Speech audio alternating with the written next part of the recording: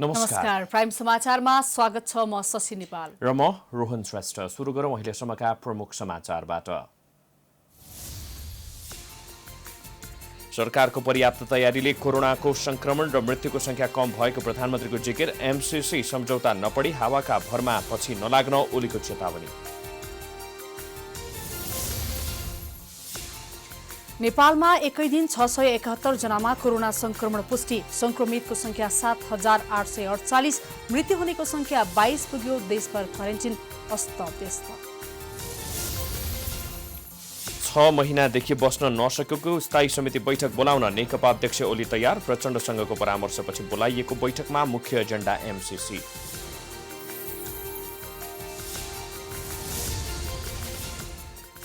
देशको प्रमुख प्रशासनिक केन्द्र सिंहदरबारमै 2 सत्रमा कार्यालय सञ्चालन गर्ने नियमको उल्लङ्घन। बिहानी सत्रमा अधिकांश मन्त्रालय सुनसान। सरकारलाई दैनिक प्रशासनिक खर्च जुटाउन हम्मे 150 वटा निकायबाट पैसा तान्ने तयारी। पहिलो चरणमा 4 अर्बभन्दा बढी रकम उठाउँदै अर्थ मन्त्रालय।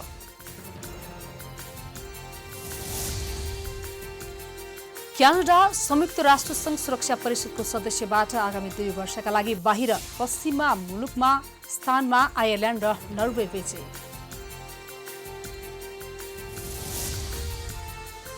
र युभेन्टसलाई हराउँदै नापोली कोपा इटालियन फुटबलको उपाधि जित्न सफल। युभेन्टस टाई ब्रेकरमा 4-2 गोल अन्तरले पराजय।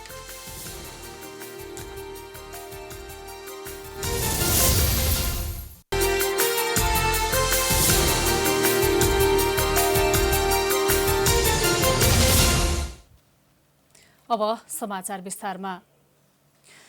राष्ट्रपति विद्यादेवी भण्डारीले नेपालको संविधानको दोस्रो संशोधन विधेयक 2077लाई प्रमाणीकरण गर्नुभएको छ। बिहिबार राष्ट्रपति भण्डारीले संविधानको धारा 274 को उपधारा 10 बमोजिम लिम्पियाधुरा सहितको क्षेत्र समेटिएको नयाँ निशान छाप राख्न गरिएको संविधान संशोधन विधेयक प्रमाणीकरण गर्नुभएको हो। यो सँगै नेपालको संविधान लिम्पियाधुरा सहितको क्षेत्र समेटिएको नक्सा निशान छाप कायम भएको छ। बिहिबार मात्र नक्सा सम्बन्धी संविधान संशोधन विधेयक राष्ट्रिय सभाबाट पनि सर्वसम्मतिले पारित गरेको थियो। त्यसपछि राष्ट्रिय सभाले उक्त विधेयक पारित भएको सूचना प्रतिनिधि सभामा गराएको थियो। प्रतिनिधि सभाले राष्ट्रिय सभाबाट पनि विधेयक पारित भएको सन्देश सुनाएर प्रतिनिधि सभाले विधेयक सभामुखबाट प्रमाणित गराएर प्रमाणीकरणका लागि राष्ट्रपति समक्ष पठाएको थियो। उक्त विधेयक प्रतिनिधि सभाबाट जेठ 31 गते पारित भएको थियो। सरकारले गत जेठ 7 गते लिम्पियाधुरा सहितको क्षेत्र समेटेर नेपालको नयाँ राजनैतिक तथा प्रशासनिक नक्सा जारी गरेको थियो।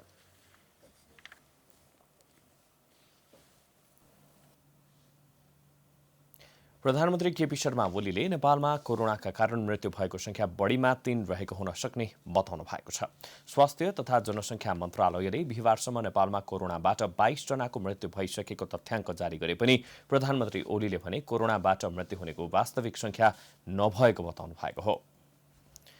राष्ट्रिय सभाको बिहिबारको बैठकमा प्रधानमन्त्री ओलीले अरूको अन्य बिरामीका कारण मृत्यु भएको भन्दै एकाध 2-3 केस मात्रै कोरोनाकै कारणले निधन भएको बताउनु भयो। क्षमतालाई हामी अभिवृद्धि गरिरहेका छौँ र त्यसलाई अब विभिन्न तरिकाहरू पनि अवलम्बन गरेर यो परीक्षणलाई अनुकूल स्थिति वृद्धि गर्ने, क्षमता वृद्धि गर्ने र परीक्षणमा लामो समय प्रतीक्षा गर्न नपरोस्, निकालिसकेको स्वाब यत्तिकै क्यूमा परीक्षणका लागि पर्खिएर बस्ने स्थिति नबनोस्। प्रधानमन्त्री ओलीले नेपालमा प्रति 10 लाखमा 0.7% को मात्रै मृत्यु भएको भन्दै प्रधानमन्त्रीले नेपाल कोरोना संक्रमण र मृत्युमा दक्षिण एसियामा भुटानभन्दा मात्रै पछि रहेको बताउनु भयो। पछिल्लो समय भारतबाट अत्याधिक मान्छे नेपाल आएकोले कोरोनाको संक्रमण वृद्धि भएको प्रधानमन्त्रीको भनाइ थियो। उहाँले 6 जनाको ज्यान जाने गरी भएको रुकुम पश्चिमको सोती घटना र कैलालीमा क्वारेन्टिनमा रहेकी महिलामाथि भएको बलात्कारको घटनाप्रति दुःख व्यक्त गर्दै दोषीलाई नियन्त्रणमा लिएर कार्यवाही प्रक्रिया अघि बढाइएको बताउनु भयो। सरकारले कुनै काम नगरेको भन्दै गलत प्रचारबाजी गरेको प्रधानमन्त्री ओलीको आरोप थियो। प्रधानमन्त्री केपी शर्मा ओलीले कोरोना नियन्त्रणका लागि भएको खर्चमा अनियमितता नभएको दावी गर्नुभयो। उहाँले केही व्यक्तिहरू सरकारमा रहेकाहरूलाई जसरी पनि बदनाम गर्नुपर्छ भन्नेमा लागेको आरोप लगाउनुभयो।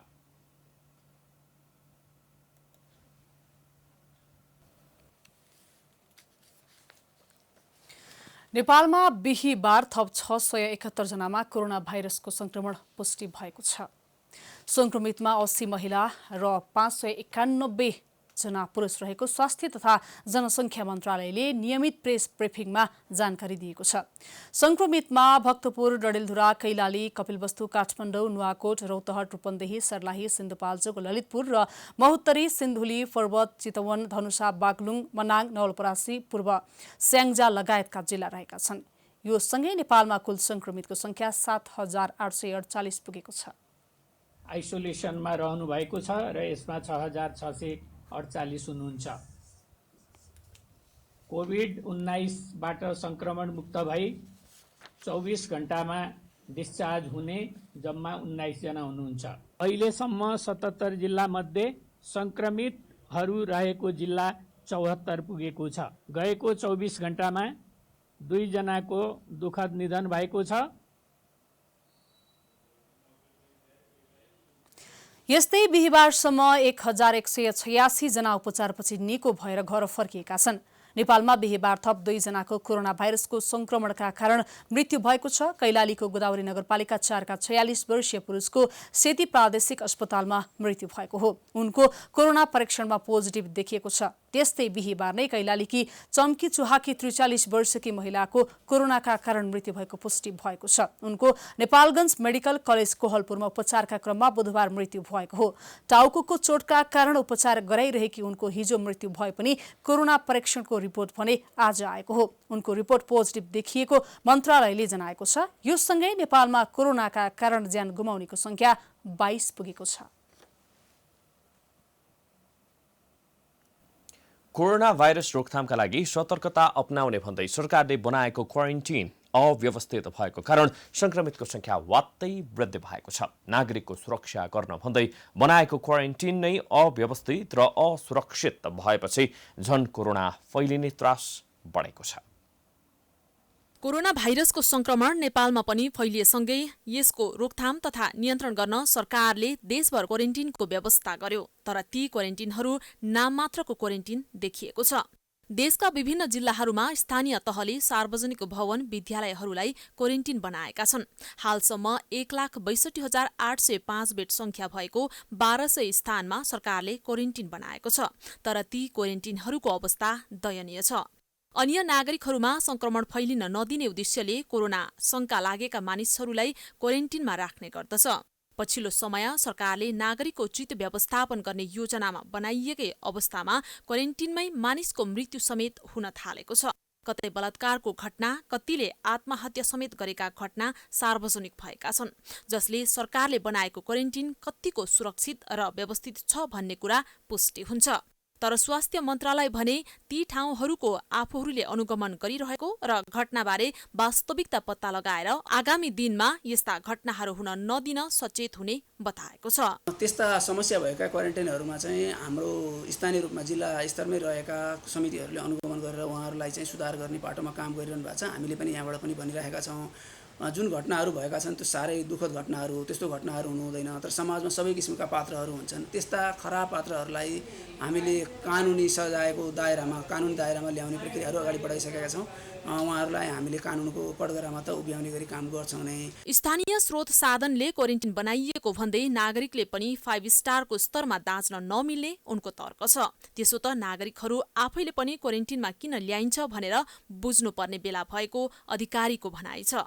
केन्द्र, जिल्ला र प्रदेश तीनै तहको सरकारले अनुगमनलाई तीव्रता दिएको बताउँदै क्वारेन्टिन सोचे अनुरूपको बनाउन नसकेको स्वीकार गर्दै सहप्रवक्ता अधिकारीले अव्यवस्थित क्वारेन्टिनहरूलाई व्यवस्थित बनाउने काममा मन्त्रालय लागि परेको बताउँछन्। अर्को कुरा, जनशक्ति कम भएको कारण परीक्षणमा ढिलाइ भइरहेको, प्रयोगशालामा आएको क्षमता र सरकारले बनाएको निर्देशिका भन्दा फरक तरिकाले स्याम्पल कलेक्सन हुनु, साथै विदेशबाट ल्याइएका नागरिक एकैपटक थपिएको कारण पनि व्यवस्थापनमा समस्या आएको मन्त्रालयको भनाइ छ। अलिकति समस्या चाहिँ हामी कहाँ प्रयोगशालाको क्षमता सरकारले बनाएको निर्देशिका भन्दा पनि अलिकति फरक तरिकाले हामीले स्याम्पलहरू कलेक्सन गरिदिनाले चाहिँ हाम्रो केही समस्याहरू भएको छन्। त्यसमा चाहिँ हामीलाई दुईवटा समस्या, क्वारेन्टाइनमा पनि परीक्षणमा पनि भइरहेको समस्या चाहिँ विदेशबाट फर्किनेहरूको सङ्ख्या एकैचोटि आउँदै जानु, एकैचोटि धेरै सङ्ख्या हुनु, त्यसले गर्दा क्वारेन्टाइन व्यवस्थापन गर्नलाई पनि अलिकति समस्या भएको जस्तो हो। परीक्षणमा पनि हाम्रो विदेशबाट आउनेहरूको सङ्ख्या सबैलाई एकैचोटि स्याम्पल लिँदाखेरि चाहिँ हामीलाई त्यो समस्याहरू भएको छ। संघीय सरकारले मनोसामाजिक अवस्थालाई ध्यानमा राखेर सामाजिक परामर्श दिँदै खानेपानी, व्यक्ति बीचको भौतिक दूरी कायम गरी पौष्टिक खानेकुरामा ध्यान दिन सम्बन्धित निकायलाई निर्देशन भइसकेको मापदण्ड र निर्देशिका तयार भइसकेको मन्त्रालयले जनाएको छ। अधिकांश क्वारेन्टाइनमा धुलाम्बे र ओसिलो कोठामा एकसरो गुन्द्रीमा मात्र बस्नु परेको पीडा नागरिकहरूमा छँदैछ। कुटपिट र बलात्कारको शिकार समेत भएकोले कोरोना भन्दा अन्य समस्याले क्वारेन्टिनमा दुःख बेहोर्नु पर्ने भन्दै भाग्नेको संख्या पनि बढ्दै गएको छ। क्यामेरामा भास्कर भट्टाचार्यको साथमा रितासमा मुखिया, काठमाडौँ। नेपालको संविधान दोस्रो संशोधन विधेयक 2077 राष्ट्रिय सभाबाट पनि सर्वसम्मति रूपमा पारित भएको छ। प्रतिनिधि सभाबाट जेठ 31 गते सर्वसम्मतिले पारित भएको विधेयक राष्ट्रिय सभामा 32 गते छलफल गरी संशोधनका लागि दिएको 72 घण्टाको समय सकिएकाले राष्ट्रिय सभाबाट बिहीबार पारित गरिएको हो। विधेयक पारित गर्न भएको मत विभाजनको पक्षमा 57 मत परेको थियो भने विपक्षमा 0 मत परेको थियो। पारित गर्ने क्रममा दफावार छलफलपछि दस्तखत सहितको मत विभाजन भएको थियो। मत विभाजनबाट नेपालको संविधान दोस्रो संशोधन विधेयकको सर्वसम्मतिबाट पारित भएको राष्ट्रिय सभाका अध्यक्ष गणेश प्रसाद तिमिल सिन्हाले घोषणा गर्नुभएको थियो। राष्ट्रिय सभामा तत्काल कायम रहेको सम्पूर्ण सदस्य संख्याको 2/3 बहुमत आवश्यक पर्ने भएकोले सोही नियमको उपनियम 10 बमोजिम सदस्यको दस्तखत सहितको मत विभाजनद्वारा उक्त प्रस्तावलाई निर्णयस्थ प्रस्तुत गर्दा सभामा तत्काल कायम रहेको सम्पूर्ण सदस्य संख्या 58 मध्ये राष्ट्रिय सभाको अध्यक्षले सभाको अध्यक्षता गरिरहेको र 57 जना माननीय सदस्यहरूले नेपालको संविधान दोस्रो संशोधन विधेयक 2077 लाई पारित गरियोस् भन्ने प्रस्तावको पक्षमा अर्थात् हुन्छ भन्ने पक्षमा मतदान गर्नु भएकोले उक्त प्रस्ताव सर्वसम्मतिले पारित भएको घोषणा गर्दछु। सरकारले लिपुलेक लिम्पियाधुरा सहितको भूभाग समेटेर जारी गरेको नक्सा अनुसार निशान छाप परिवर्तन गर्न संविधान संशोधन विधेयक संसदमा प्रस्तुत गरेको थियो। यसअघि गत शनिबार प्रतिनिधि सभाको बैठकले संशोधन विधेयकलाई सर्वसम्मतिबाट पारित गरिएको थियो। राष्ट्रिय सभामा दफावार छलफलमा भाग लिँदै सांसदले दलीय स्वार्थमाथि उठेर राष्ट्रियता एवं सार्वभौमसत्ताको पक्षमा एक भएका थिए। उनीहरूले सरकारले सार्थक वार्ताका माध्यमबाट भारतसँग कूटनीतिक एवं राजनीतिक पहल गरेर नेपालको भूभागमा राखिएको भारतीय सेनाको क्याम्प हटाउनु पर्ने बताए। सदस्य नारायण काजी श्रेष्ठले विभिन्न प्रमाण र इतिहास हेर्दा कालापानी, लिम्पियाधुरा र लिपुलेक क्षेत्र नेपालको भएको भन्दै अब भूभाग फिर्ता लिई प्रशासनिक काम सुरु गर्नुपर्ने धारणा राख्नुभयो।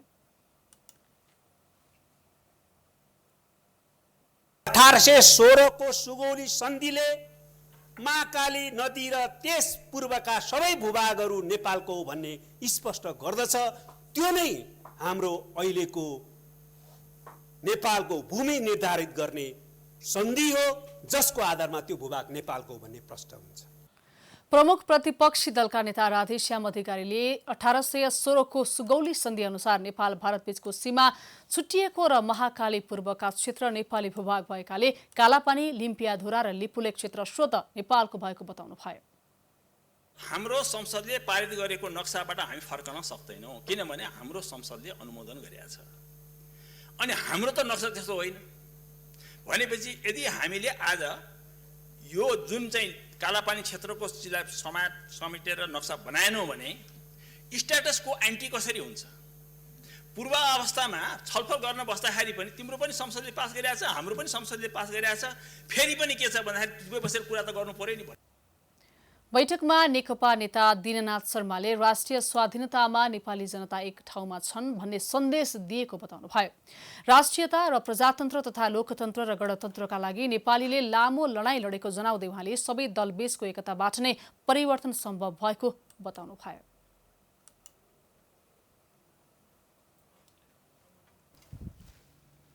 नेकपाको विधान अनुसार 3 महिनामा स्थायी कमिटी बैठक बस्नुपर्ने व्यवस्था भए पनि करिब 6 महिनादेखि बस्न सकेको छैन।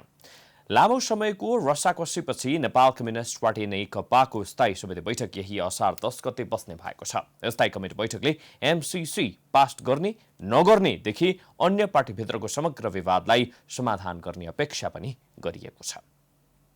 अध्यक्षद्वय केपी शर्मा ओली र अध्यक्ष पुष्पकमल दाहालबीच सहमति भएपछि आगामी असार 10 गतेको लागि स्थायी कमिटी बैठक बोलाइएको हो।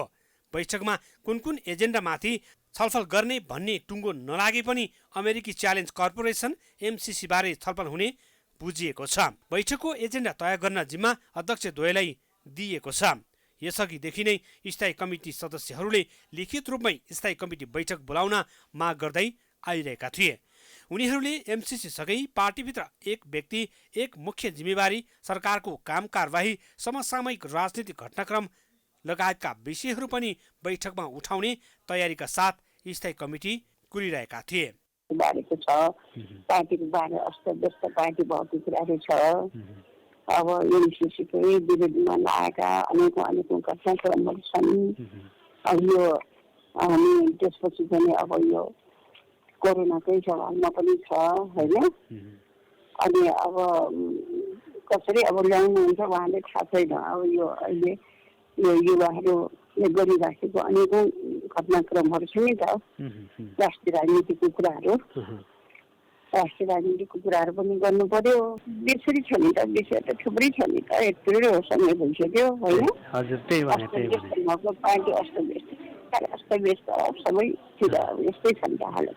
सरकारले दल विभाजन र संवैधानिक परिषद सम्बन्धी अध्यादेश ल्याएपछि नेकपा भित्रको विवाद छताछुल्ला भई अध्यक्ष प्रचण्ड र वरिष्ठ नेता माधव कुमार नेपाल समूहले प्रधानमन्त्री ओलीको राजीनामा समेत मागेका थिए।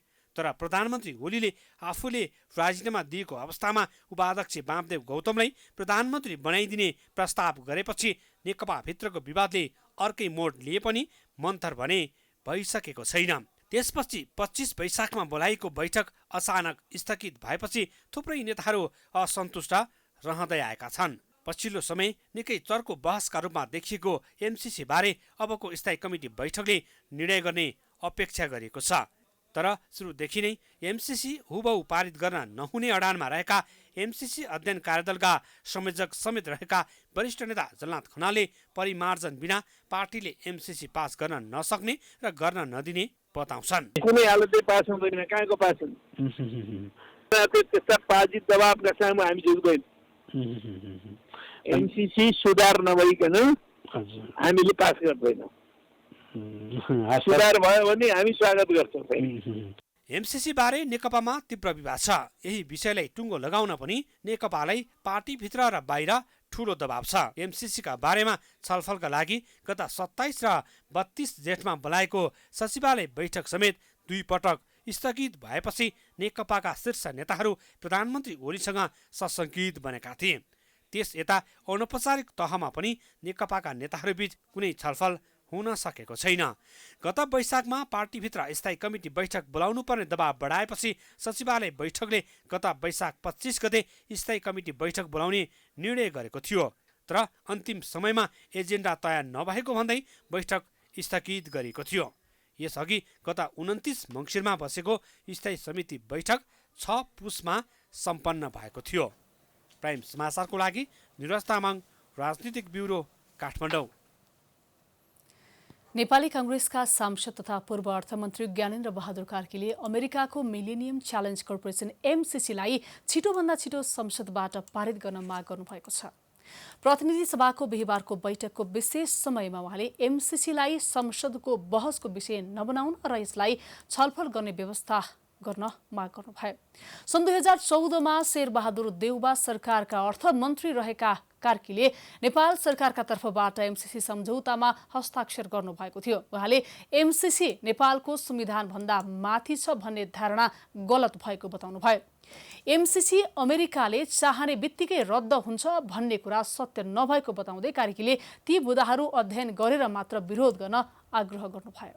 साथीहरू, यसकै नेताहरूले यो सन्धिलाई, यो सम्झौतालाई राष्ट्रघाती सम्झौताको रूपमा व्याख्या गरिरहनु भएको छ, चित्रित गरिरहनु भएको छ। यो हाम्रा निमित्त गम्भीर र दुःखद विषय हो। यो सम्झौताले राष्ट्रियतामा, राष्ट्रिय स्वाभिमान र एकतालाई अगाडि बढाउन सक्छ यो सम्झौता लागू हुनुपर्दछ। तर यो सम्झौतालाई भ्रम सृजना गरिएको छ। बैठकमा नेकपा सांसद खगराज अधिकारीले कोरोना संक्रमित बढ्दै गएको अहिलेको अवस्थामा PCR विधिबाट परीक्षणको दायरा बढाउनुपर्ने धारणा राख्नुभयो। वार्डहरू बढाएर अब RT-PCR मेसिनहरू बढाएर परीक्षणहरू बढाएर जो काम गरिरहेको छ तीव्र गतिका साथ अगाडि बढ्नुपर्दछ सरकार भनेर भन्न चाहन्छु। र स्थानीय विकास पूर्वाधार साझेदारी कार्यक्रम र रणनीतिक सडकको सम्बन्धमा समेत यसलाई कोभिड-19 को विरुद्ध लड्न सक्ने सामर्थ्य र पूर्वाधार बनाउने गरी यिनलाई कन्टिन्यू गर्नको लागि पनि म जोरदार माग गर्न चाहन्छु। बैठकमा महाधिवक्ताको वार्षिक प्रतिवेदन आर्थिक वर्ष 2075-76 पेश गरिएको थियो। त्यस्तै राज्य व्यवस्था तथा सुशासन समितिका सभापति श्री शशि श्रेष्ठले संघ प्रदेश र स्थानीय तह अन्तर्सम्बन्ध व्यवस्थापन विधेयक सम्बन्धी समितिको प्रतिवेदन 2077 पेश गर्नुभयो। विकास तथा प्रविधि समितिका सभापति श्री कल्याणी कुमारी खड्काले खानेपानी तथा सरसफाई विधेयक सम्बन्धी समितिको प्रतिवेदन 2077 पेश गर्नुभयो। त्यस्तै उद्योग वाणिज्य तथा आपूर्ति मन्त्री श्री लेखराज भट्टले निकासी पैठारी नियमन विधेयक 2076 पेश गर्नुभयो। अर्थमन्त्री डाक्टर युवराज खतिवड़ाले धितो पत्र सम्बन्धी पहिलो संशोधन विधेयक 2076 दफावार छलफलको लागि सम्बन्धित समितिमा पठाइयोस् भनी प्रस्ताव प्रस्तुत गर्नुभएको थियो। प्रतिनिधि सभाको अर्को बैठक असार 9 गते बोलाइएको छ। वैवाहिक अङ्गीकृत नागरिकता विधेयक मत विभाजन हुँदा नागरिकता ऐन 2063लाई संशोधन गर्न बनेको विधेयक करिब 2 वर्षदेखि अलपत्र परेको छ। नागरिकता जस्तो संवेदनशील विषयलाई अझ पनि अन्य देशको तुलनामा खुकुलो पार्न खोजेको भन्दै नेकपाका सांसदहरूमा पनि फरक मत देखिएको छ। त्यस्तै प्रतिपक्षी नेपाली कांग्रेसले संविधानको मर्म विपरीत भएको भन्दै असन्तुष्टि जनाएको छ। राज्य व्यवस्था तथा सुशासन समितिकी सभापति शशि श्रेष्ठले गत मंगलबार विदेशी बुहारीलाई 7 वर्षपछि मात्र अंगीकृत नागरिकता दिने प्रस्ताव मात्रै गरिनन्, निर्णय नै गरेर नागरिकता विधेयक टुङ्गो लगाउने प्रस्ताव राखिन्। समितिमा प्रमुख विपक्षी दल नेपाली कांग्रेसले प्रस्तावको विरोध पनि गरेनन् र खुलेर समर्थनमा पनि उभिएनन्। पार्टी नेतृत्वसँग छलफल गर्नुपर्ने भन्दै कांग्रेसले 1 दिन समय माग्यो। बुधबार बिहान कांग्रेस पदाधिकारीहरूले समितिमा रहेका सांसदहरूलाई पुरानै अडान अर्थात् अहिलेकै व्यवस्था कायम राख्नुपर्ने मत राख्न निर्देशन दियो। संविधानमा नेपाली नागरिकसँग विवाह गरेर आएपछि उसले चाहेमा अंगीकृत नागरिकता लिन सक्ने व्यवस्था अनुरूप हुनुपर्ने कतिपयको तर्क छ।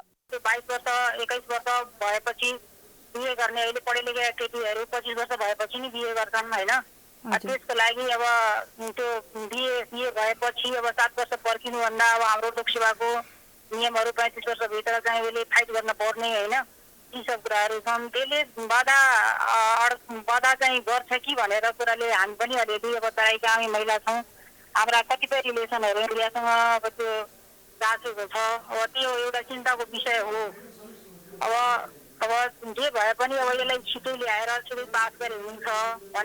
हाल नेपालमा विवाह गरेर आउने विदेशी महिलाले विवाह भएको प्रमाण पेश गर्ने बित्तिकै नागरिकता प्राप्तिका निम्ति प्रक्रिया अगाडि बढाउन सक्ने व्यवस्था कायम रहेको छ।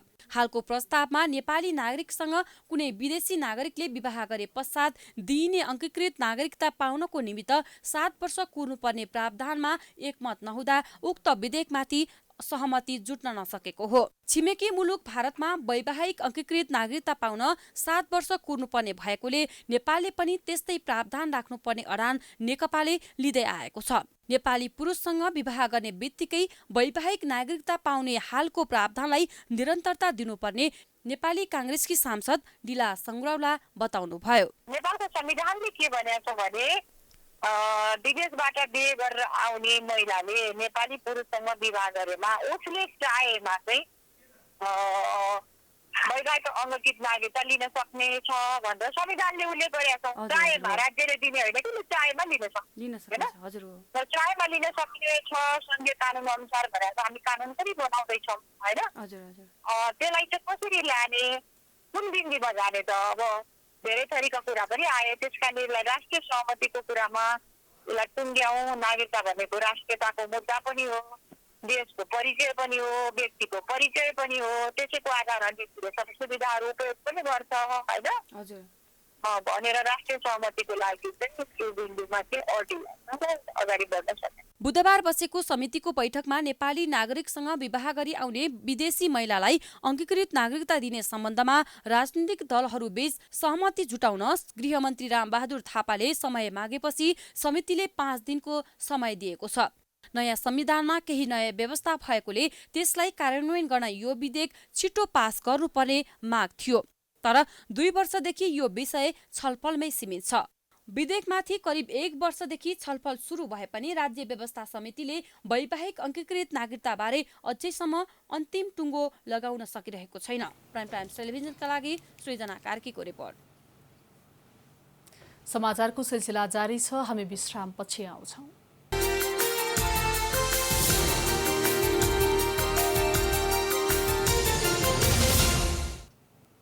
विश्रामपछि स्वागत छ। अब बाँकी समाचार।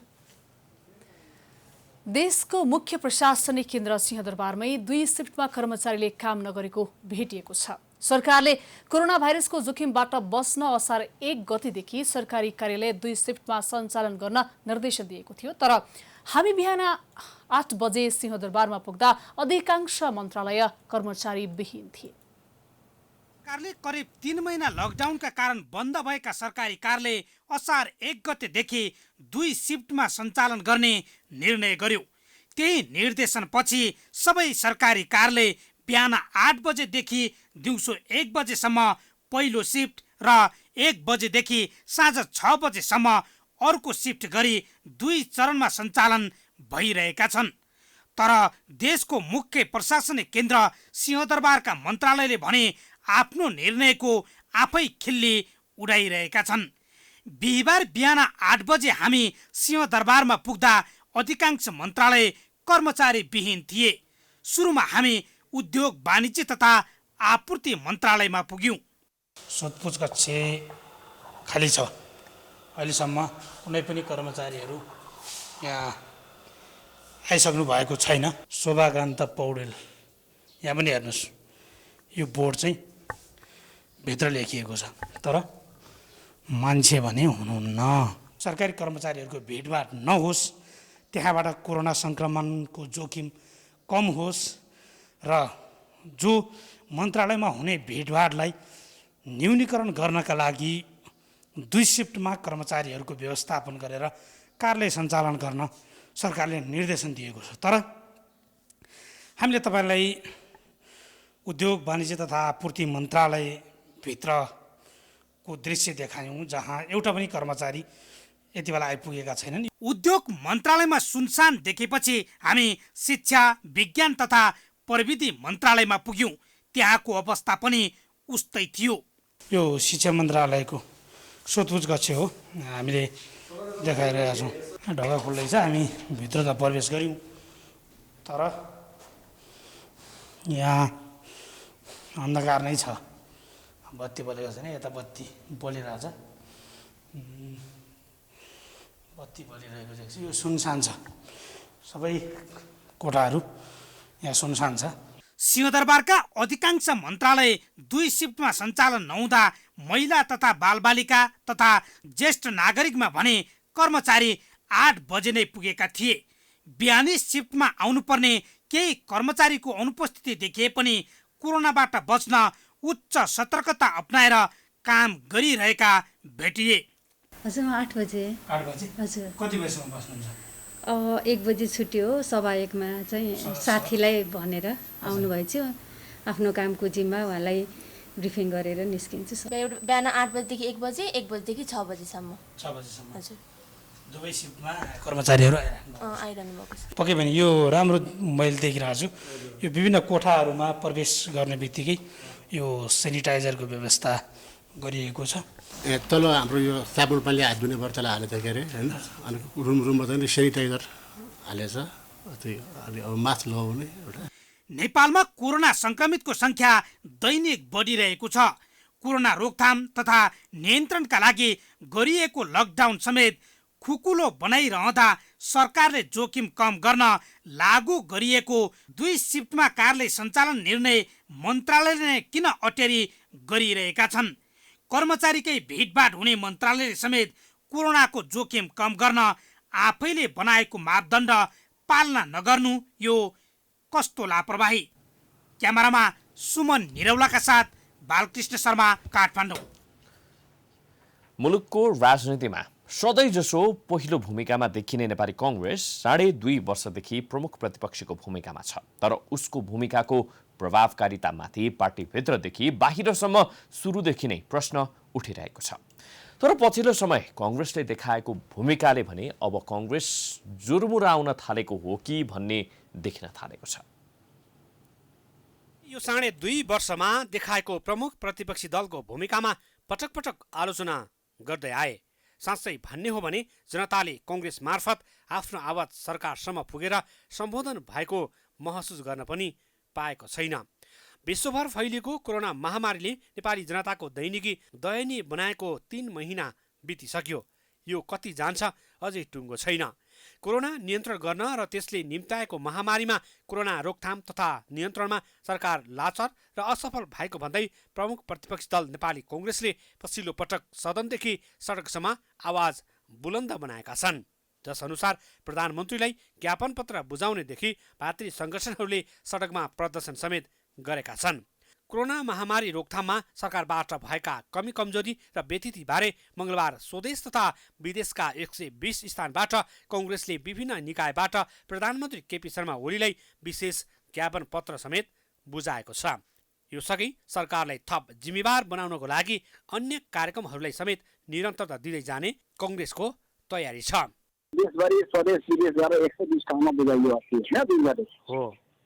बुझाइसके पछाडिको हाम्रो भनेको पार्लियामेन्टमा अलिक बढी प्रेसर बढाउने हो होइन। पार्लियामेन्टमा पछिल्लो प्रस्ताव आयो त्यसको भोलिपल्ट हुन्छ थाहा पाइहाल्नु होइन।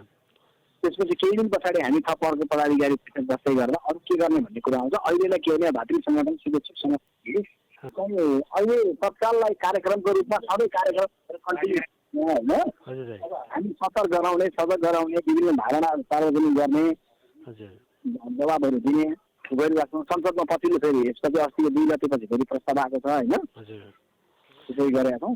अहिले कार्यक्रमकै रूपमा चाहिँ फेरि अब भातृ शुभेच्छुक सङ्गठनहरूले केही न केही गरिराख्छन्। कार्यक्रमका लागि कार्यक्रम मात्रै हुँदैन होइन। कार्यक्रम भइसकेपछि त्यसपछि 120 ठाउँमा एकैसाथ कार्यक्रम हुनु भनेको एउटा फरक खालको प्रस्तुति हो नि त।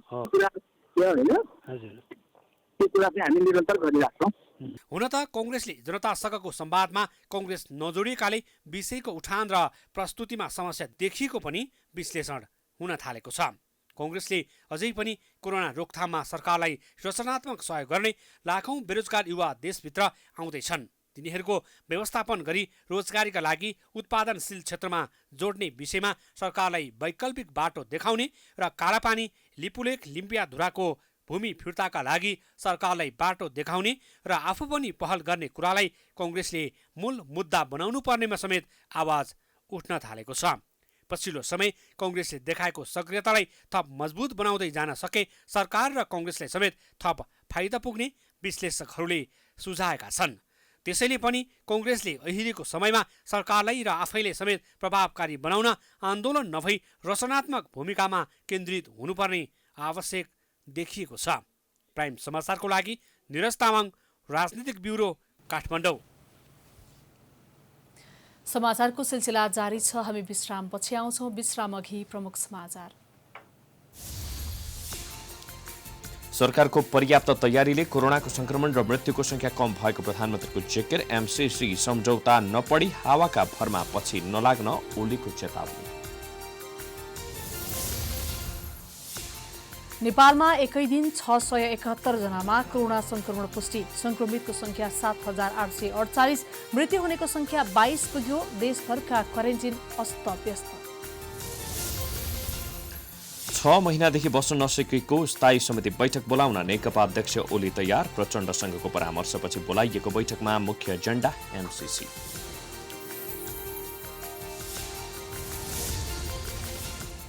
देशको प्रमुख प्रशासनिक केन्द्र सिंहदरबारमै 2 सत्रमा कार्यालय सञ्चालन गर्ने नियमको उल्लङ्घन। बिहानी सत्रमा अधिकांश मन्त्रालय सुनसान। सरकारलाई दैनिक प्रशासनिक खर्च जुटाउन हम्मे 150 वटा निकायबाट पैसा तान्ने तयारी। पहिलो चरणमा 4 अर्बभन्दा बढी रकम उठाउँदै अर्थ मन्त्रालय।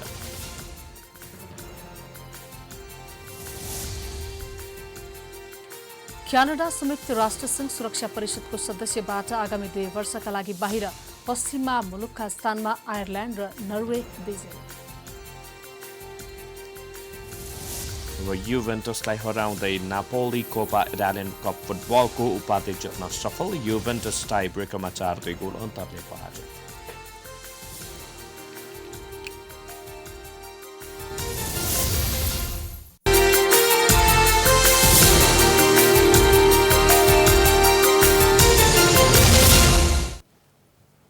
विश्रामपछि पुनः स्वागत छ। अब आर्थिक समाचार।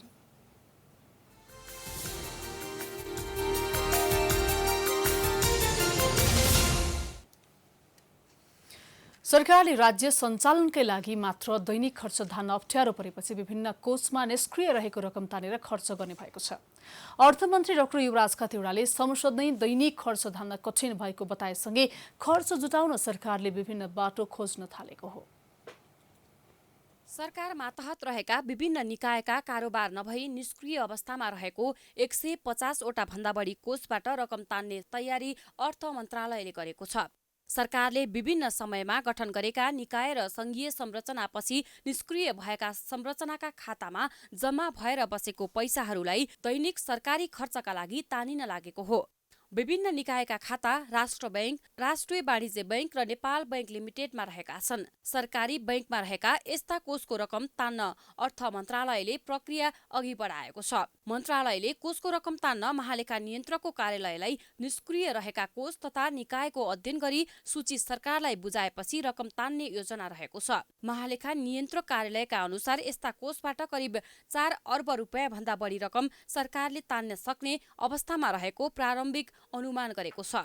सरकारले संघीय व्यवस्था अनुसार छुट्टै खाता खोल्दा सान्दर्भिकता नभएका केही कोषहरू देखिएका छन्। ती कोषमा रहेका रकमलाई आफ्नो राजस्व आमदनीमा राख्ने तयारी सरकारले गरेको हो। महालेखाले 7 वर्षसम्म निष्क्रिय रहेको खाताको पहिचान गरिसकेको छ। केही खाता संघीय व्यवस्था लागू हुनु अघिका रहेका छन्। राजस्वमा तान्नको लागि सम्बन्धित कार्यालयको सहमति लिनु आवश्यक हुन्छ। यस्ता खातामा रहेका रकम सरकारी खातामा आइसकेको भए बेरुजुका रूपमा रहेका र बाँकी रहेको रकम स्वत राजस्वमा दाखिला हुने विद्यमान ऐनमा उल्लेख छ। संघ, प्रदेश तथा स्थानीय तहले नयाँ खाता प्रयोग गरेकोले पुरानो खाता बन्द गर्ने प्रक्रिया समेत सुरु गरेको छ। विगतमा विभिन्न सरकारी कार्यालयहरूले कार्यालय सञ्चालन कोषको नाममा खाता सञ्चालन गर्ने गरेका थिए। बन्द भइसकेको बागमती अञ्चलाधीश कार्यालयको समेत खातामा रकम देखिएको महालेखाले जनाएको छ। त्यसैगरी जिल्ला प्रशासन कार्यालयले 3 वटासम्म खाता सञ्चालन गर्ने गरेका छन्। सोको संख्या घटाएर अब एउटा मात्रै बनाइने भएको छ। यो 75 वटै जिल्लामा लागू गरिने भएको छ। बायो अड्डा यानका नाममा पनि 5 लाख रुपियाँ रहेको सो रकम समेत तान्ने तयारी महालेखाले गरेको छ। ती कोषहरूमा न्यूनतम 2 लाखदेखि 1.5 करोड रुपियाँसम्म रहेको छ। अर्थमन्त्री खतिवड़ाले गत आइतबार संसदमा आर्थिक दायित्वका तुलनामा पर्याप्त राजस्व नजुट्दा सरकार सञ्चालनको दैनिक खर्च धान्न कठिन हुँदै गएको बताएका थिए। मासिक राज्य सञ्चालनका लागि 4 अर्ब आवश्यक पर्ने र राजस्व सङ्कलनबाट खर्च धान्न नसकिएको अर्थमन्त्री खतिवड़ाको भनाइ छ। चालू खर्च धान्नका लागि सरकारले यो वर्ष 165 अर्ब आन्तरिक ऋण उठाइसकेको छ। यो वर्ष 195 अर्बको आन्तरिक ऋणको सीमा राखिएको थियो। गत सातासम्म सरकारले 8 खर्ब 82 अर्ब रुपियाँ खर्च गर्दा आम्दानी 7 खर्ब 2 अर्बको भएको छ। प्राइम टाइम्स टेलिभिजनका लागि रोशन कार्कीको रिपोर्ट। अब अन्तर्राष्ट्रिय समाचार।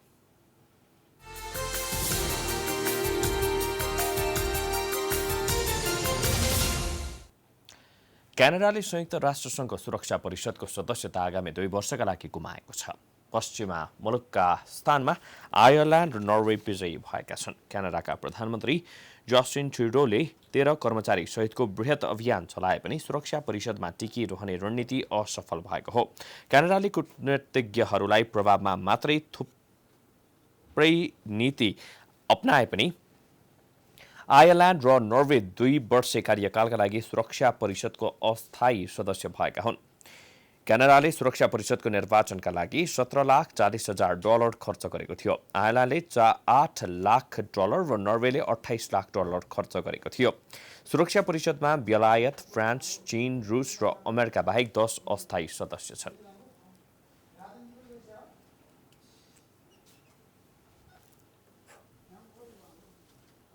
अब खेलकुद समाचार।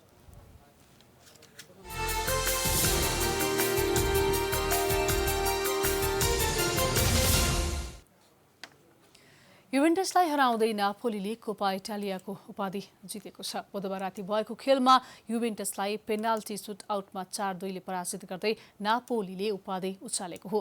निर्धारित समयको खेल गोल रहित बराबरीमा सकिएपछि निर्णय टाइब्रेकरबाट लिएको थियो। अर्काडियस मिलिकको नापोलीका लागि पेनाल्टी सुटआउटमा विजयी गोल गरेका थिए। युभेन्टसका पाब्लो ड्यानियो पेनाल्टी सुटआउटमा असफल भएका थिए। नापोलीका प्रशिक्षक गेनारोले इटालियन क्लबबाट पहिलो उपाधि उचालेका हुन्। नापोलीका पूर्व प्रशिक्षक मौरिसियो सर्री सोही उपलब्धि हासिल गर्नबाट विमुख रहे। उनी 3 वर्ष अघि नापोली छाड्दै लन्डन क्लब चेल्सी गएका थिए। लगत्तै अर्को सिजन उनी युभेन्टस फर्किएका थिए। यस सिजनको सेरी ए फुटबलमा भने युभेन्टसले दोस्रो स्थानको लाजियोसँग 1 अङ्कको अग्रता कायम गरेको छ।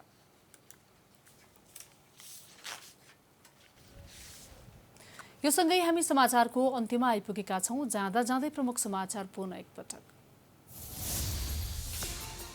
सरकारको पर्याप्त तयारीले कोरोनाको संक्रमण र मृत्युको संख्या कम भएको प्रधानमन्त्रीको जेकेएमसीसी सम्झौता नपढी हावाका भरमा पछि नलाग्न ओलीको चेतावनी।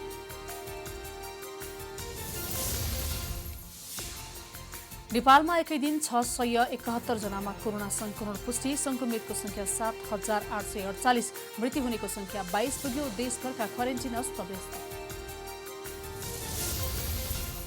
6 महिनादेखि बस्न नसकेको स्थायी समिति बैठक बोलाउन नेकपा अध्यक्ष ओली तयार। प्रचण्डसँगको परामर्शपछि बोलाइएको बैठकमा मुख्य एजेन्डा एमसीसी।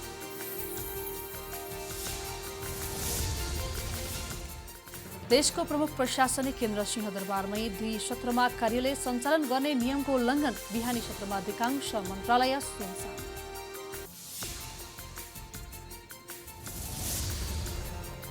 सरकारलाई दैनिक प्रशासनिक खर्च जुटाउन हम्मे 150 वटा निकायबाट पैसा तान्ने तयारी। पहिलो चरणमा 4 अर्बभन्दा बढी रकम उठाउँदै अर्थ मन्त्रालय। क्यानाडा संयुक्त राष्ट्रसङ्घ सुरक्षा परिषदको सदस्यबाट आगामी 2 वर्षका लागि बाहिर। पश्चिममा मलुकास्थानमा आयरल्यान्ड र नर्वे विजयी। र युभेन्टसलाई हराउँदै नापोली कोपा इटालियनका फुटबलको उपाधि जित्न सफल। युभेन्टस टाई ब्रेकमा 4-2 गोल अन्तरले पराजित।